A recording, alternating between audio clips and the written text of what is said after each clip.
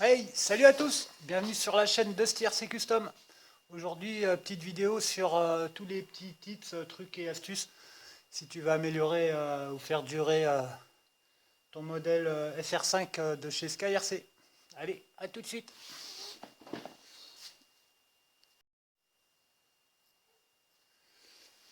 Donc voilà, bon, je te présente plus le modèle, hein. J'ai fait une playlist, tu peux aller voir avec des vidéos d'essai et puis des vidéos où je t'explique un peu comment j'ai fait le frein à disque, la fourche hydraulique, etc. Là aujourd'hui, bon, on va parler plus du truc général.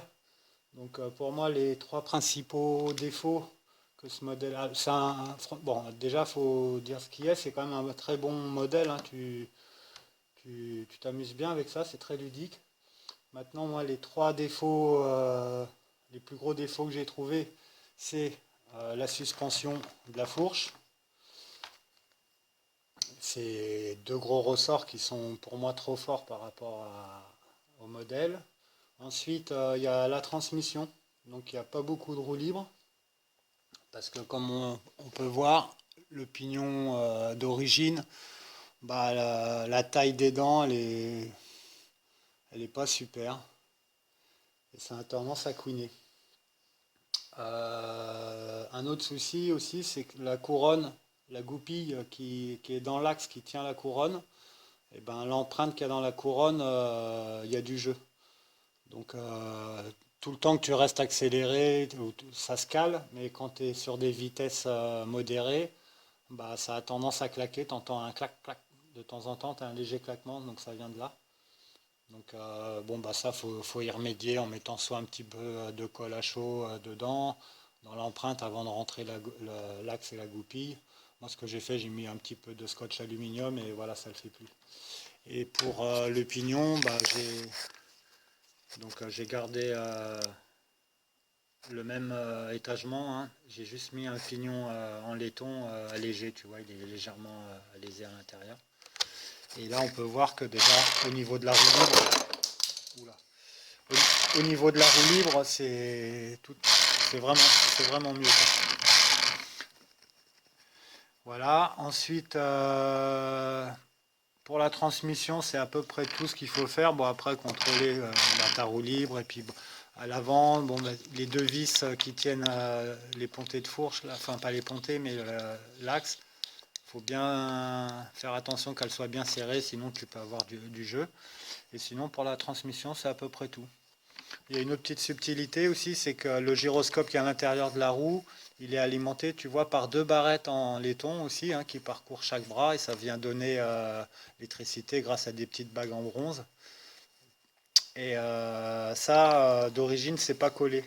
Donc quand tu démontes ta roue, bah, après tu te retrouves avec les lamelles comme ça dans le vent et pour le remontage, il faut faire attention, sinon tu risques de les tordre, etc. Donc au premier démontage, c'est bien de nettoyer un peu le plastique du bras et puis de coller ces lamelles. Elles sont dans des glissières, hein, elles ont des petites gorges qui sont prévues pour passer. Donc de les coller comme ça après pour remonter et démonter, t'es pas embêté, quoi. Voilà, bon, ça c'est pour la partie transmission. Après, pour la partie accessibilité, alors c'est aussi un gros point noir parce que, bah, par exemple, quand tu veux changer les vitesses au gyroscope, donc le contrôleur il se situe là en dessous de la selle, faut tout démonter. Donc, bah, moi ce que j'ai fait, j'ai percé la petite plaquette qui est en dessous et j'ai rajouté un bouton. Et comme ça, je peux changer la vitesse du gyroscope sans avoir rien à démonter. Ça, c'est pratique. Donc voilà, une bonne petite modif. Après, au niveau quand tu veux démonter la carrosserie, c'est pareil, c'est un petit peu laborieux. Alors pour la carrosserie, ça va, hein, parce que tu vois, tu as deux clips. Donc ça va assez rapide, mais tu peux pas enlever la carrosserie sans enlever le personnage. Et le personnage, d'origine, il tient avec deux vis sous chaque pied. Et ensuite une vis, alors c'est la plus terrible, qui est située, là tu verras pas, mais là tu vois une petite poignée jaune et noire, donc moi j'ai remplacé la vis par ça. Donc tu vas voir, et pareil là pour les vis, eh ben, j'ai revissé des plots de carrosserie et j'ai mis des goupilles. Donc là comme tu peux le voir, je peux démonter sans outil et assez rapidement sans que ça devienne une galère. Parce que alors la vis là, alors déjà à enlever c'est franchement embêtant, mais alors à remettre c'est une vraie plaie à chaque fois. Donc pour remédier à ça, tu enlèves la vis. Tu vois, même comme ça c'est dur. Imagine avec pour remettre une vis là-dedans. Mais tu vois là sans outil en moins d'une minute tout est démonté quoi. Clac, clac. Voilà. Au moins ça c'est efficace et c'est moins pénible. Donc tu te retrouves, tu as juste 4 goupilles, enfin 5 goupilles avec celle-ci. Donc là c'est juste un bout de corde à piano de 3 mm avec deux petits bouts de durite.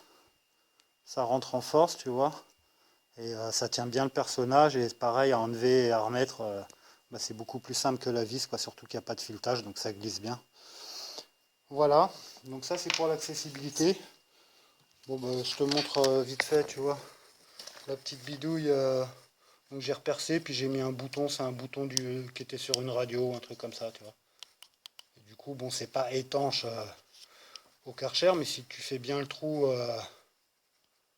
à la bonne cote, bon, contre les projections d'eau, ça va quoi. Voilà. Donc la transmission, on en a parlé. L'accessibilité, c'est fait. Et après, bon, alors, après on va dire c'est plus optionnel, mais vraiment c'est très important par rapport à ta tenue de route de ta moto. C'est, comme je te disais, la fourche avant. Donc, d'origine, il n'y a pas d'amortisseur. Donc, moi j'ai rajouté des amortisseurs hydrauliques. Je vais te donner le lien de mon fournisseur, hein. Je vais te mettre une petite image, voilà.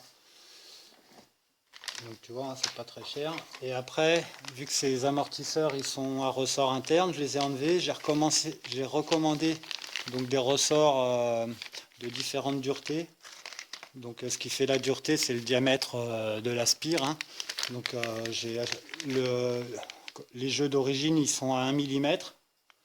Et moi j'en ai commandé donc de 0,7, donc 7 dixièmes, 8 dixièmes et 9 dixièmes. Donc voilà, comme ça j'aurai différentes possibilités de réglage. Donc j'ai déjà dans un premier temps utilisé une paire en 0,7 et avec de l'huile en 100 CST, donc de l'huile assez fluide, hein. Et donc c'était un peu trop mou, quoi. Les amortisseurs ils avaient tendance à rentrer vraiment en butée. Donc là j'ai mis deux ressorts de 0,8 et tu vois on a déjà un meilleur amorti. On voit que la fourche elle a un léger tassement, tu vois, sur 1 cm. Donc à mon sens c'est le réglage vraiment pour des petits parcours vraiment très très caillouteux, ou enfin pour de la grande vitesse c'est pas le mieux parce que sur des gros chocs ou quoi ça risque de quand même taper. Mais pour des petits parcours d'agilité, de boss, de trucs comme ça, c'est le réglage tip top. Avec de l'huile qu'on pourrait un petit peu durcir avec peut-être de la 300 CST, ou tu vois entre 100 et 300, voilà. Et sinon, pour le réglage, on va dire plus commun pour tout type de terrain et puis pouvoir vraiment exploiter la machine à fond, fort quoi. Si tu cherches la vitesse et tout ça, les ressorts en 0,9 ils sont plus adaptés. Voilà. Bon écoute, j'espère que ces deux trois petits conseils te seront bénéfiques. Et puis je t'invite à regarder les dernières vidéos sur les essais, comme ça tu pourras te rendre compte un peu de la différence de la tenue de route, etc., quoi. Voilà, et il y aura encore des vidéos à venir sur des essais avec différents étagements de pignons par exemple. Donc, et mettre des pignons de vitesse un peu plus conséquents. Mais bon, le freinage et la suspension avant tout et après la vitesse. Allez, à bientôt.